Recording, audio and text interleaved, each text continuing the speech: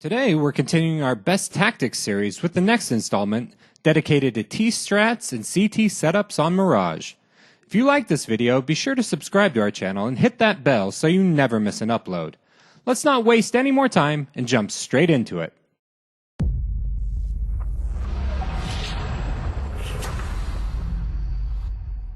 This tactic was executed by Team Liquid in their match versus NIP at FaZe Major London 2018. And was used to stamp out NIP's hopes for a comeback. The idea of the round is to totally isolate the B site with smokes, which allows the Ts to focus on fewer positions, Van, Forest, Bench, and the B plant area, making securing the site easier. Here's the round execution by roles.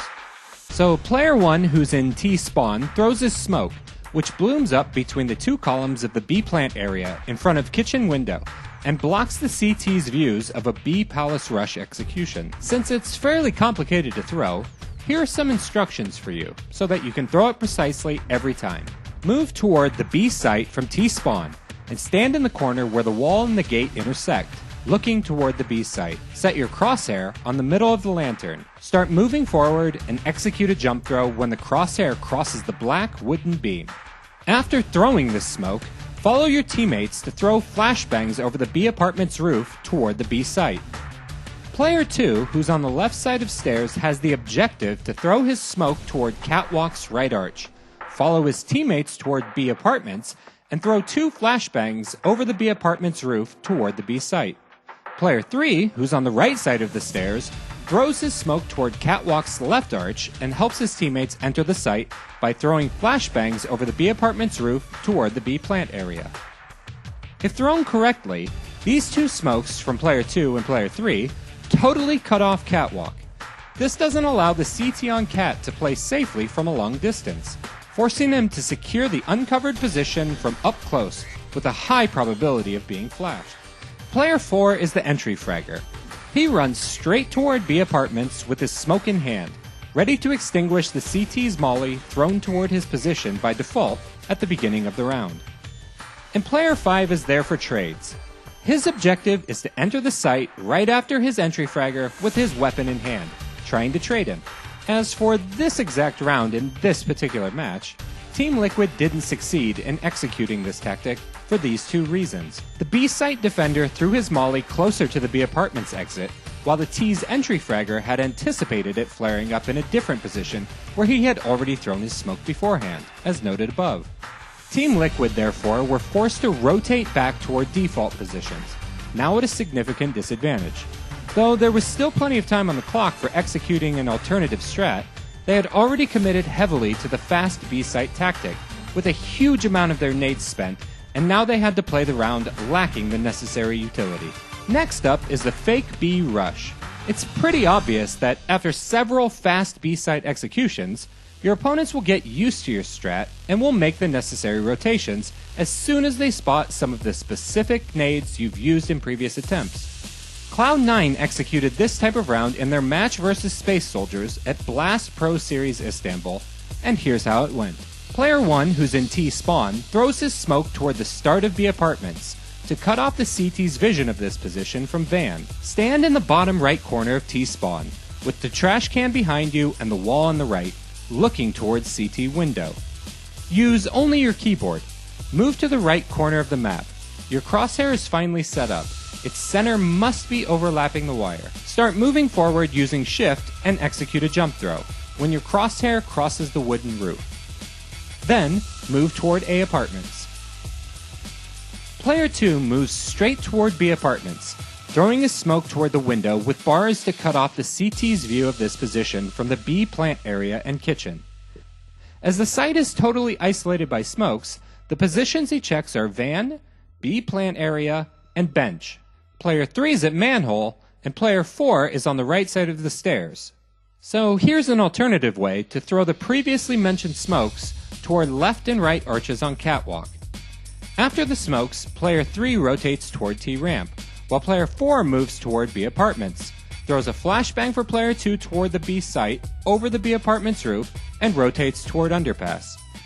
Making his way toward connector, he gathers information about CT rotations on catwalk and window and either tries to deny those rotations.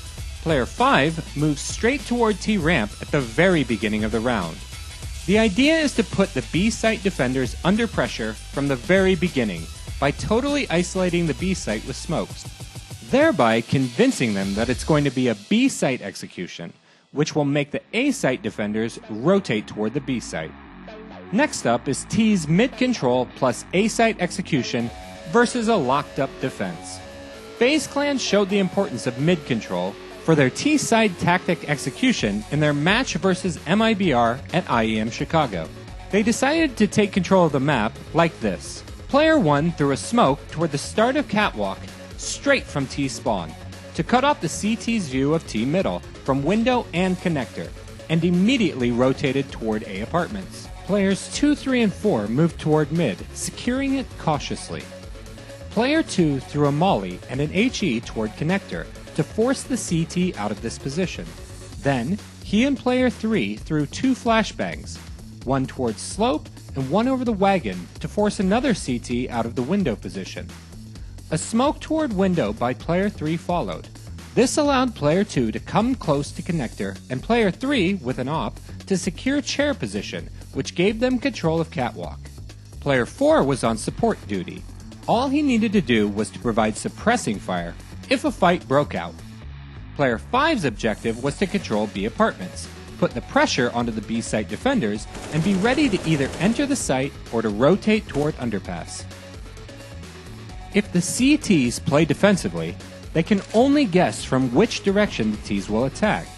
They can easily rotate toward window and connector to apply the A site execution, helping one teammate in A apartments or on T ramp, keeping the B apartments player as a lurker, or toward window and catwalk to apply the B site execution, helping the B apartments player and leaving the A apartments player as a lurker. As for FaZe Clan's decision in this particular round, they chose to apply the A site execution. Player 2 grabbed the C4 and rotated toward T ramp, while Player 5 joined the duo near connector through underpass and helped them to secure connector with his smoke. The second scenario happened to MIBR. At the beginning of the round, they secured the following positions. Player 1 secured B apartments, gradually nading this position and spamming it through the smoke. Later in the round, he was forced to rotate toward catwalk, closer to mid and the A site. However, he couldn't totally forget about B apartments, which is why he had to switch between these two positions. Player 2 secured ladder room. His objective was to prevent the Ts from attacking catwalk and window. He was forced to switch back and forth between these two positions. Player 3 secured connector with an op. As there weren't any players in window or catwalk to help him, he had to play cautiously, unable to check mid. As soon as he realized it was going to be the A site execution, he had to rotate toward the A plant area while still controlling connector. Player 4 secured the area near T ramp by nading it. Player 5 secured CT position and controlled A apartments, occasionally helping his teammate at T ramp with his nades.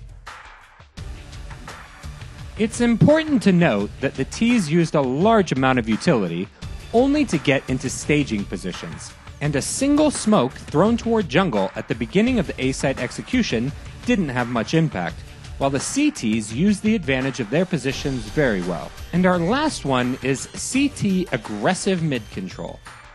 As we've seen the static and locked up type of defense, let's now take a look at the one in which the CTs managed to take control over mid and how it helped slow down and limit the T's rotation. This example of aggressive mid control was demonstrated by Astralis in their match versus Fnatic at IEM Chicago. In the fourth round, they used a double op setup in the following way. Player 1 was in control of B apartments.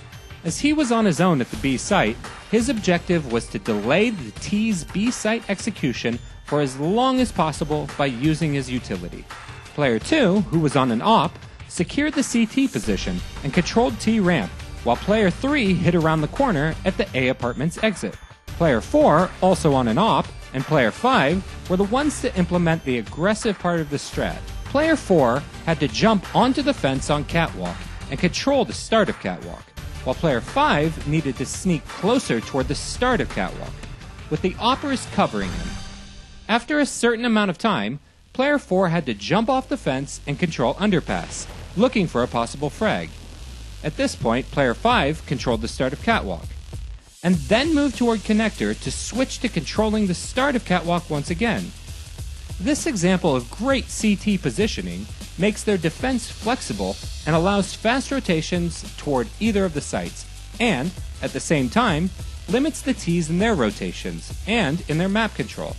They're forced to either commit to any of the site's executions without information, or to take a fight for mid, losing the necessary time and utility, and most likely manpower, just to get into staging positions. As for this exact round, Player 4 was forced to move straight toward Connector because he was being blocked while jumping toward fence by the T's grenade that had been thrown toward window. Then he whiffed his shot on the T in Underpass and failed to help his teammate, Player 5, in mid because he was blinded.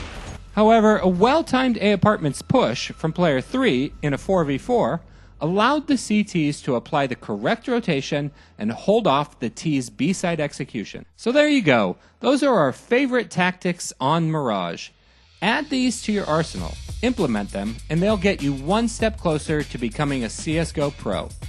There are 5 maps still left, and we're already working on our next installment. So stay with us at dreamteam.gg to improve your tactical thinking as well as every other aspect of your game. And don't forget to hit that subscribe button.